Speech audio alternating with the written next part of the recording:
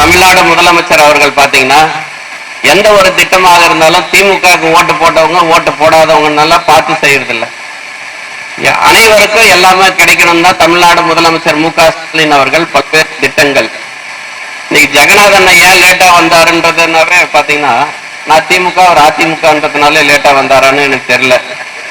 நான் அவர்கிட்ட பேசுறது வரைக்கும் அந்த திமுக அண்ணா திமுக எல்லாம் பார்த்து நான் பேசுறது இல்லை.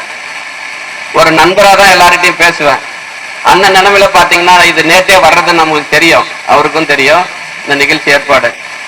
அதே மாதிரி ஊராட்சி மன்ற தலைவர் அவர் அதிமுக சார்ந்தவர்ன்றதுனால இன்னைக்கு வரலன்னு நினைக்கிறேன். அவருக்கும் தெரியும் வர்றது, நிகழ்ச்சி நடக்கிறது தெரியும், வர்றது தெரியும்.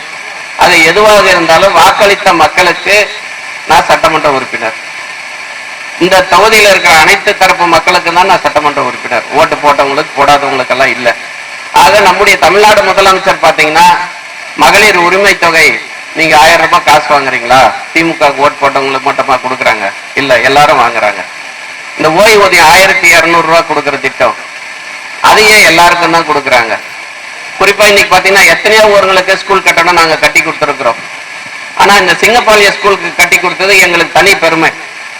காரணம் இந்த ஸ்கூல் ரொம்ப தரமா நடத்துறாங்க. ஏற்கனவே நான் ஒரு 5 வருஷமா பார்க்கும்போது பாத்தீங்கன்னா இங்கிலீஷ் மீடியத்திலிருந்து ஒரு தரமான ஆங்கில பள்ளி நீங்க போயிட்டு 20,000 30,000 கொடுத்து நீங்க கவர்மெண்ட்ல நீங்க மெட்ரிகுலேஷன் ஸ்கூல்ல என்ன சொல்லி கொடுப்பீங்களோ அதை விட சிறந்த ஒரு ஸ்கூலா தான் நம்முடைய சிங்கப்பாளைய ஸ்கூல்ல செயல்பட்டுக்கிறாங்க ஆசிரியர்கள். இங்க பணியாற்றக்கூடிய அத்தனை ஆசிரியர்களுமே பாத்தீங்கன்னா இதுக்கு முன்ன ஒரு ஹெட்மாஸ்டர் இருந்தாரு. அவரும் சிறப்பான எனக்கு ஸ்மார்ட் போர்டு வேணும்னு நாங்க பசங்களுக்கு நான் சொல்லி தரதுக்கு டிவி மாதிரி ஸ்மார்ட் போர்டு வேணும்னு கேட்டாங்க. ஸ்மார்ட் போர்டு கொடுத்துச்சு. உடனே அரசாங்கத்துக்கிட்ட சொல்லி கலெக்டர்கிட்ட சொல்லி இந்த கட்டடம் பாத்தீங்கன்னா நீங்களே ஊருக்காரங்களே இடம் வாங்கி கொடுத்தீங்க. அதன் அடிப்படையில் தான் இந்த கட்டடம் இன்னைக்கு நம்ம கட்டியிருக்கோம்.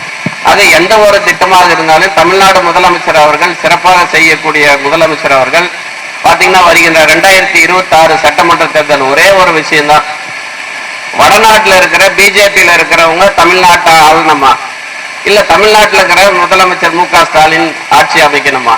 இதுதான் ரெண்டே கேள்வி. அதிமுக இன்னைக்கு பாத்தீங்கன்னா பிஜேபியோட கண்ட்ரோல்ல தான். பிஜேபி என்ன சொல்றாங்களோ அதை தான் இங்க செயல்படுத்த போறாங்க. அப்போ ஆட்சியா யாருதுன்னா பிஜேபியோட ஆட்சியா தான் இந்த மாநிலத்தில் இருக்கும். ஆக வருகின்ற சட்டமன்ற தேர்தலில் நம்முடைய திராவிட முன்னேற்ற கழகத்தின் நம்முடைய முதலமைச்சர் அவர்களுக்கு அன்பு சகோதரிகள் தாய்மார்கள் எல்லாம் நீங்கள் ஆதரவு தர வேண்டும் என்பதை கேட்டு நல்ல வாய்ப்புக்கு நன்றி சொல்லி விடைபெறுகிறேன். நன்றி, வணக்கம்.